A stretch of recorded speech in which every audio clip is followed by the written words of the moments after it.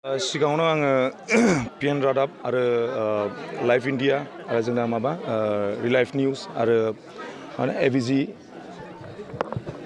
आरो बड'सा आं गोसोनिफ्राय हामलायनाय जासिहरग्रोयो। दा जोङो लाइमुथि एरियायाव दंफैयो। जोङो दा निदलिय हिसाबै जोङो दा आगान होदों आरो जोंनि निदलिय हिसाबै आगान होनायाव जोंहा बहुद माने माबा दङ, जोंहा थांखि दङ आरो खोथाया जाहैबाय जोंनाव मोनसे माखासे दुखु मोननाय दं। सिगांनि जों मन्थ्रि मावलांनाय आरो मा मावदों मावाखै निस्सय जोंना पाब्लिकआ मिन्थिखायो, रायजो राजा आइमोना आफामोना मिन्थिखायो।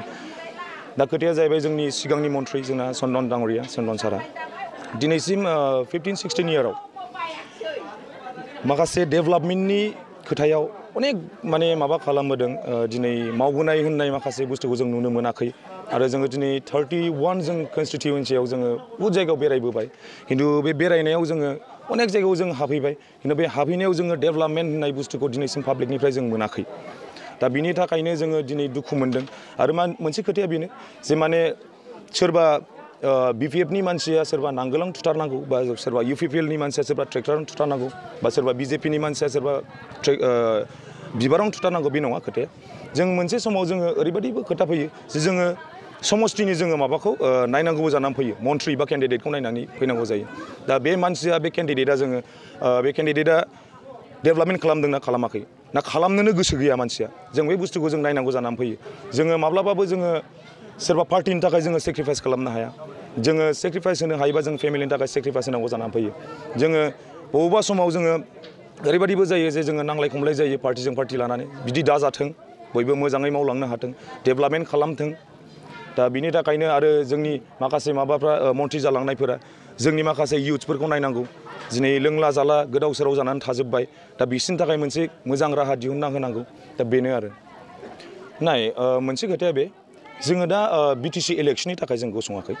BTC इलेक्सना आलदा, बेयाव डेभेलपमेन्टआ जोंना हाग्रामा सारनि बेलायाव बहा डेभेलपमेन्ट जादों जों नुजोबखानाय। खिन्थु जोङो दा आसाम एसेम्ब्लि, बे आसाम एसेम्ब्लिया जाहैबाय जोंना चन्दन सार। दा जोङो बेवहाय सोरबा BTC इलेक्सननि सोरबा EMफोरजोंबो जों माबा कन्टेस्टेन्ट जों नङा, जों केन्डिडेट नङा बेनि। जोंना जाहैबाय बिधान सभा इलेक्सननि जोंना केन्डिडेट। दा जोंना खोथाया बेनो जे जों समष्टिखौ लानानै जों बुङाखै, जों माबाखौ लानानै बुङाखै, बबे समष्टियाव सोर देरहायो बेखौ जों नाङा। खिन्थु जोंनि समष्टियाव जुदि जों खुनु पाब्लिकआनो दिनैसिम खुनु डेभेलपमेन्ट नुवाखै, दिनै सोरबा MLA बा सोरबा मन्थ्रिया मावनायखौ। दा बिनि थाखायनो दिनै आरो मोनसे जेनेबा UPPL, दिनै बिसोरो परिबर्तन होननानै होख्रावगासिनो, खिन्थु जोङो दिनैसिम परिबर्तन नुनो मोनाखै।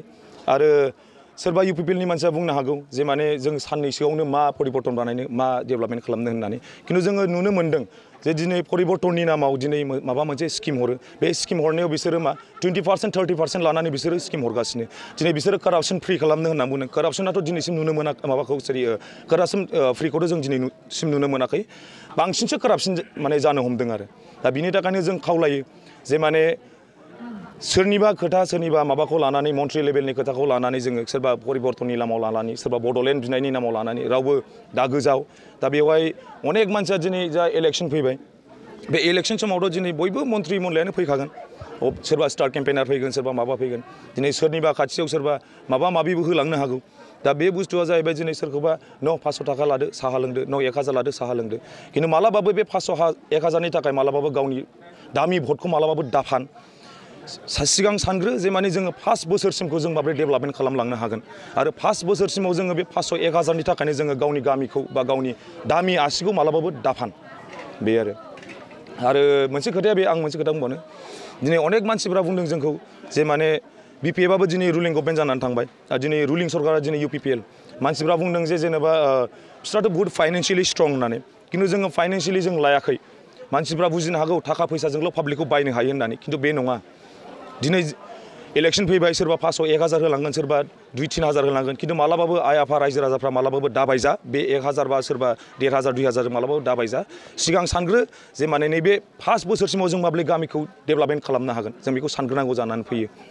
जों 31 समष्टियाव जों बेखौनो बुंनो सानो जे माने खेबसे नैबे जोंनि 31 नम्बर 31 कनस्टिटिउन्सिनि जोंनि जेसेबां रायजो राजा बिथांमोन, दा बेवहाय बयबो नोंथांमोना खेबसेबाव जुदि 15 बोसोरखौनो जुदि भुगिबोखाबायबा, जोङो बेखाराव भट थुनानै जोङो बेखार खालामखाबायबा गावनि दामि आसिखौ, थ' होनबा जोङो खेबसेबाव जोङो नैबे निर्दलीय जोंनि सार जोंनि जिसिया समफ्रामारि सारजों खेबसे जों होबावोबा निस्सय जोङो डेभेलपमेन्टखौ लाबोनो हागोन आरो लाबोथारगोन होननानै जोङो आसा खालामो आरो नोंथांमोना रायजो राजा आइ आफामोना निस्सय थुगोन होननानै जों आसा खालामो।